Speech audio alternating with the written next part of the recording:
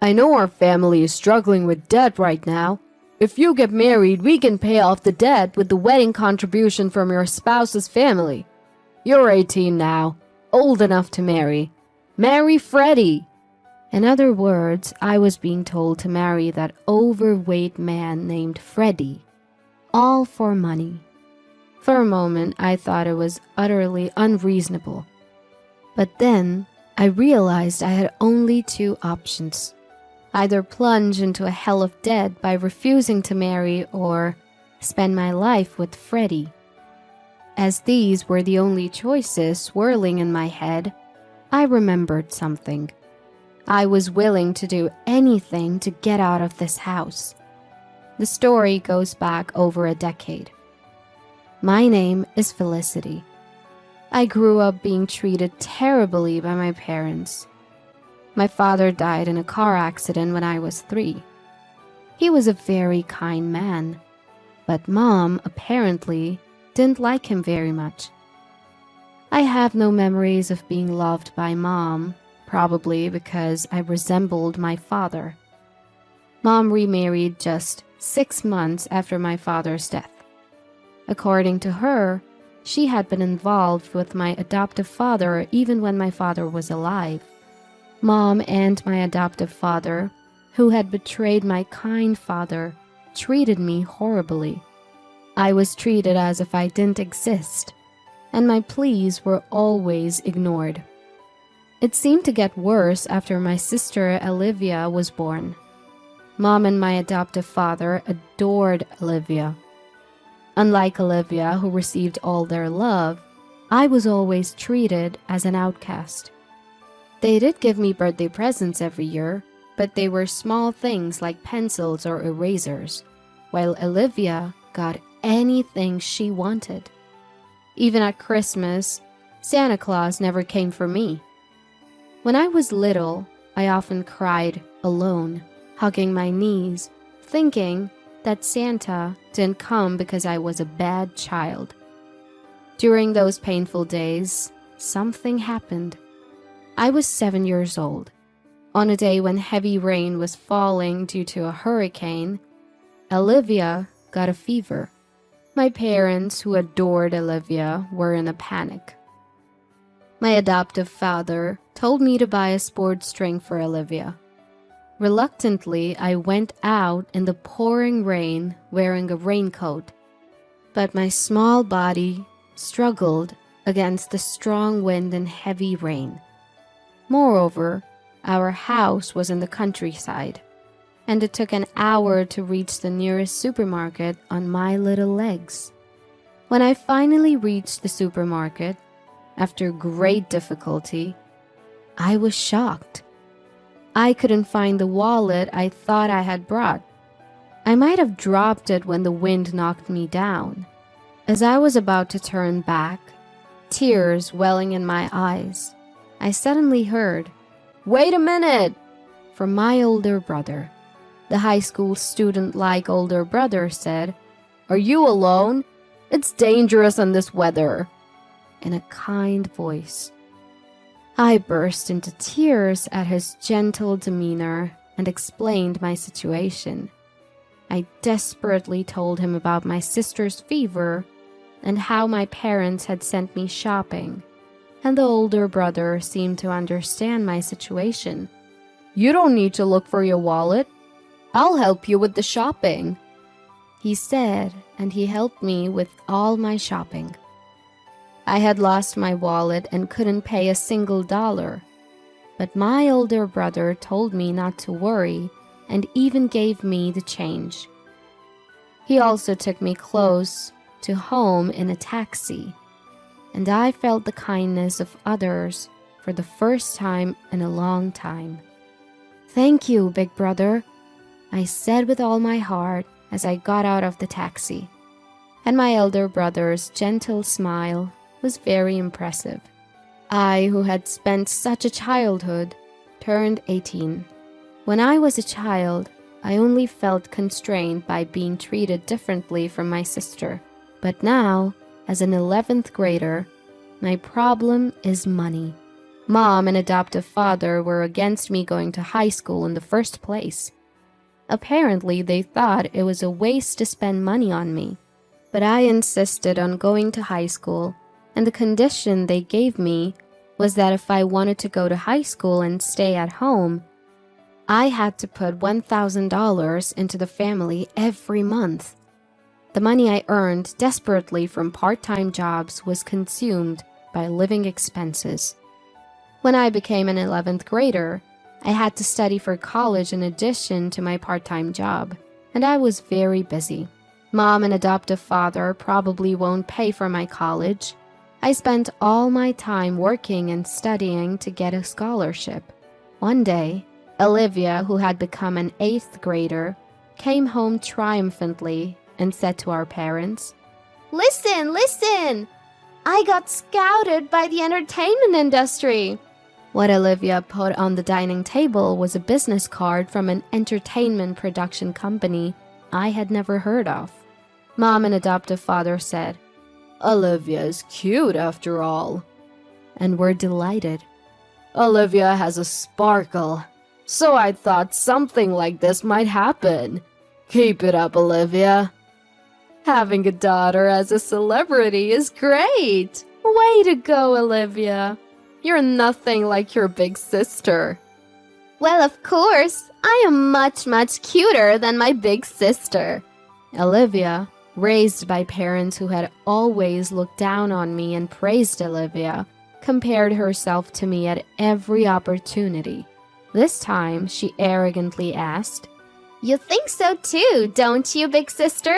I replied, "Yes," because arguing would undoubtedly lead to trouble.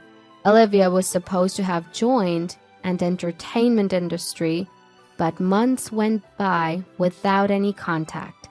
The parents, who thought it was strange that they were being charged for lessons and membership fees, found out that the entertainment agency was a fraudulent group and had already disappeared. All that was left for the parents was a debt of $20,000. The parents looked desperate, but I just calmly paid $1,000 to the family and focused on my studies. I won't spare any effort if I can get out of this house. With that in mind, I was working hard at my part-time job and studying. A few weeks later, when I got home, I heard an unfamiliar voice from the living room. Wondering what it was, I was about to go up to my room on the second floor when I heard adoptive father calling me from the living room. Wondering what it was about, I peeked into the living room and found two unfamiliar men besides adoptive father. One was a man of the same age as adoptive father, and the other was a very fat man. As I was surprised by the size of the man sweating in the air-conditioned room, adoptive father introduced the two. "This is Mr. Newell. Say hello." Nice to meet you." As I hurriedly greeted them, the two men smiled and looked at me. Mr. Newell is a well-known large-scale landowner in this area, known to everyone. Why would such people come to our house? As I was puzzled, adoptive father said something outrageous. "Mr. Newell's son, Freddie, is your fiancé. Be polite." What? Startled, I raised my voice, and adoptive father, looking flustered, took me out into the hallway. "What's going on?" I asked adoptive father in a whisper, and he answered in a whisper as well. "You know we're in trouble with debt. If you marry, we can pay off the debt with the wedding contribution from their family. You're 18 now and can marry. Marry Freddie." In other words, I had to marry that fat man Freddie for money. I thought it was utterly unreasonable for a moment, but I realized I had only two choices. Either reject the marriage and plunge into debt hell, or marry and live with Freddie. As those were the only two options swirling in my head, I remembered I was willing to do anything to get out of this house. "Are you done talking? What do you think, Felicity? Will you marry our Freddie?" Mr. Newell, who had been waiting in the living room, asked me anxiously. I answered with a smile. Yes, gladly.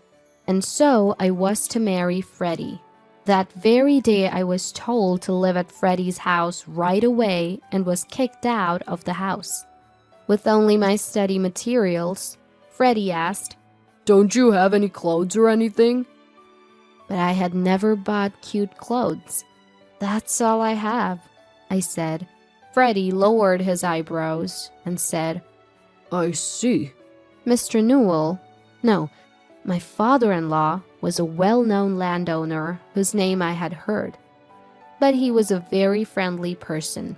His car drove through a large gate and into a vast estate, and it stopped in front of a solitary house. "This is a separate house I built for Freddie when he got married. But Freddie couldn't find a spouse. I'm glad a wonderful woman like Felicity is marrying him. I live in the main house, so Felicity, you should live here with Freddie." With just a brief explanation, my father-in-law said, "Well, I'll leave it to the young couple," and left Freddie and me behind. Suddenly alone, I was a bit wary of Freddie, but he calmly showed me around the separate house. As he brought me to a spacious room furnished with furniture, saying, "This is your room, Felicity. This inside lock works. And if you're worried, don't hesitate to ask for a key change. I won't lay a finger on you, Felicity. I've told your parents that we'll cover your high school expenses. You should reduce your part-time job if you can. That way, you can study more. If you want to go to college, I'll let you go." I blinked at the unexpectedly good treatment. Freddie even said he had no intention of getting a marriage license, and that we would have a common law marriage, so I could go to another man if I found one I liked. Far exceeding my expectations, I inadvertently asked, what is this marriage for? I feel like I'm the only one benefiting." I wondered if it was rude after I said it, but it would be troublesome if I were asked for something outrageous later. Thinking I should check just in case, I waited for Freddie's words, and he began. "I might be meddling, but..." and then answered, "I thought you might be in trouble, Felicity. Do you remember when you went shopping on the day of the hurricane when you were little? We met then, but do you remember?" I was taken aback. There's no way I wouldn't remember. I still remember the face of the kind older brother from that time. I realized that if older brother gained weight, he might look like this. "Are you the older brother from that time? I'm sorry I didn't recognize you." "It can't be helped since I've gained a lot of weight. Stress from becoming a working adult made me eat too much. But you haven't changed, Felicity. When my dad showed me your picture and asked if I wanted to marry you, I knew right away it was you. Are you still being discriminated against and suffering like your sister?" Just like on the day of the hurricane, Freddie spoke to me kindly, and I nodded. Then Freddie smiled to reassure me. "It's okay now. You don't have to worry about money or being treated badly anymore. You can live freely in this house, okay?" Touched by Freddie's kindness, tears welled up in my eyes. In front of Freddie, who hurriedly handed me a beautiful handkerchief, I cried and cried. And from that day on, Freddie and I started living together. I spent my first ever free time studying. I was so happy to be able to study for college like this. Freddie said he didn't need living expenses, but I decided to contribute only $300 because living for free felt constraining. Since I only had to earn $300 and my allowance, I was able to significantly reduce my part-time job hours. Freddie took the initiative in doing household chores. And when I was doing them, he would kindly say, "You can go study. and take over for me. In the happiest days of my life, Freddie and I gradually grew closer. We spent our days like an ordinary married couple, laughing together while watching variety shows and going out on holidays. A few months later, I was leading a calm life when I received a phone call from my adoptive father. What could he want now, after never worrying about me and leaving me alone all this time? I picked up the phone with a bad feeling. Hello? Felicity, is that you? Mom's in serious trouble. I was taken aback by adoptive father's loud voice as soon as I answered the phone. According to adoptive father, Mom had fallen sick and needed immediate surgery, so he was calling me to ask to transfer $10,000 to a specified account. Mom had neglected me since childhood, but she was still my mom. Facing a life-threatening situation, I couldn't just ignore her. What happened all of a sudden? Which hospital and what kind of illness? When I asked out of concern, adoptive father hesitated, saying, well, it's the hospital, but... I began to feel something was off, as adoptive father suddenly became flustered. He couldn't even name the disease, which was clearly suspicious. You're lying, aren't you? Enough. Don't call me for such nonsense. Wait, okay, I admit it. I lied. The truth is, I had an accident recently, and I'm being billed $10,000. According to adoptive father, he had crashed his car the other day, and the person he hit was a scary guy. He was now being billed $10,000 for repairs and medical expenses, and he claimed he couldn't pay. My irritation with him grew. You're probably lying again. It's true this time. Please, Felicity, ask Freddie to transfer the $10,000. You're all we have left. I snapped at adoptive father's desperate plea. Don't mess with me. I can't believe you called after so long just to ask for money. Neither you nor Mom ever cared about me. Not even once. And now you want me to help you? That's too convenient. No matter what you say, I have no intention of transferring the money. Goodbye. Ignoring adoptive father's plea to wait, I hung up the phone and blocked the numbers of adoptive father, Mom, and Olivia. A few weeks later, as I happened to pass by my family's house, I noticed it was vacant. A gossip-loving neighbor lady approached me, and from her, I learned that the story about hitting a scary guy's car was true. According to the neighbor lady, my parents and Olivia had secretly packed their bags and left the house at night. They must have fled and are likely living a hidden life now. Living in fear must be incredibly stifling. Thinking about it, I felt a sense of relief deep in my heart. Meanwhile, I was living happy days. I had completely fallen in love with Freddie. Though Freddie, who was 10 years older than me, was often hesitant about dating me. My persistent confessions led to a decision to start dating once I graduated from high school. Freddie even took time off work to attend my high school graduation ceremony.